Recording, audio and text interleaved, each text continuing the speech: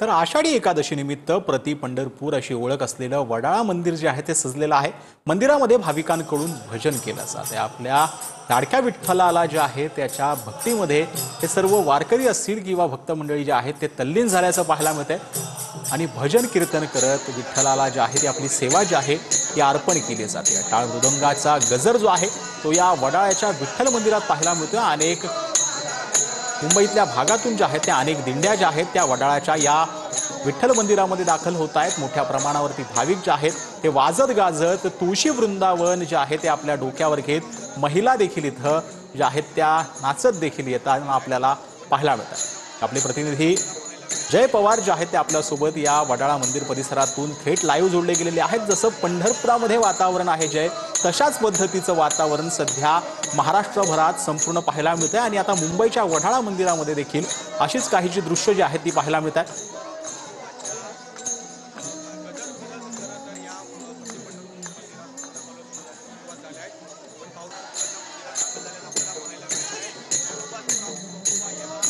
भूमीवरती आता वारकरी समुदाय सज्ज झाला आहे।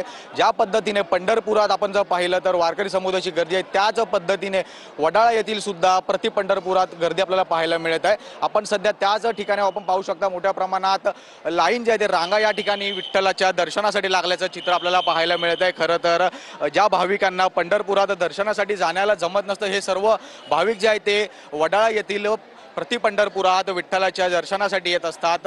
त्याच पार्श्वभूमीवर आपण जर पाहिलं तर आज आषाढी एकादशीच्या निमित्त मोठ्या प्रमाणात वडाळा येथे खरं तर जनसमुदाय हा वारकरी समुदाय आलेला आपल्याला पाहायला मिळत आहे। तरुणी असतील किंवा महिला वर्ग असेल हा संपूर्ण सज्ज झालेला आहे। या ठिकाणीच आपण पाहू शकता त्यासोबत इथे तयारी सुद्धा पाहिली तर जय्यत तयारी खरं तर या ठिकाणी करण्यात आली आहे। आपल्यासोबत इथे काही नागरिक आहेत, आपण त्यांच्याशी बातचीत करणार आहोत। दादा काय सांगणार? खरं तर नमस्कार, मी कुणाल ठाकूर, मी इकडचा स्थानिक रहिवासी आहे।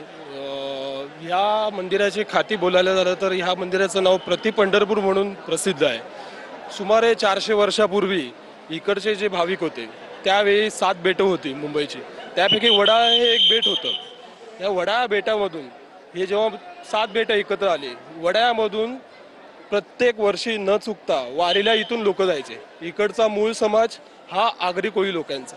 इथून वारकरी तिथे गेलेले आणि तिथे चंद्रभागा नदीच्या तीरी एक मूर्ती एका गुरुच्या पायाला लागली आणि त्यावेळेला तिथून ती मूर्ती इथे आणण्यात आली आणि माझ्या माहितीप्रमाणे 17व्या शतकात ह्या प्रति पंढरपूरच्या मूर्तीची स्थापना ही संत तुकाराम महाराजांनी केली। हे याचं वैशिष्ट्य आहे। आता काही म्हातारी माणसं असतात त्यांना वारीला जाता येत नाही, त्यामुळे ते न चुकता दरवर्षी ह्या इथे प्रति पंढरपूर येथे वारीला येतात।